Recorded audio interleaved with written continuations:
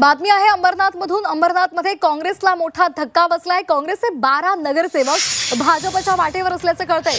काँग्रेसच्या चिन्हावर निवडून येऊन असं करणं चुकीचं असल्याचं काँग्रेसचे नेते विजय वडेट्टीवार यांनी प्रतिक्रिया देताना म्हटलंय। त्याचबरोबर चर्चेतून मार्ग निघेल असाही विश्वास वडेट्टीवारांनी व्यक्त केलेला आहे। तर अंबरनाथमध्ये काँग्रेसला मोठा धक्का बसलेला आहे। आम्ही सगळ्या बाबी प्रदेशात चर्चा करू, परंतु पक्षाबरोबर चिन्हावर निवडून येऊन अशा प्रकारचा अधिकार कोणालाही स्वतंत्र नाही आणि जो निर्णय काही घ्यायचा आहे अंबरनाथच्या संदर्भात त्याकडे आम्ही गांभीर्यानं बघतो आहोत। आणि खरं म्हणजे अत्यंत दुर्दैवीच आहे की जी परिस्थिती त्या ठिकाणी निर्माण झाली आणि हे पक्षासाठी अत्यंत नुकसानीचंच काम आहे।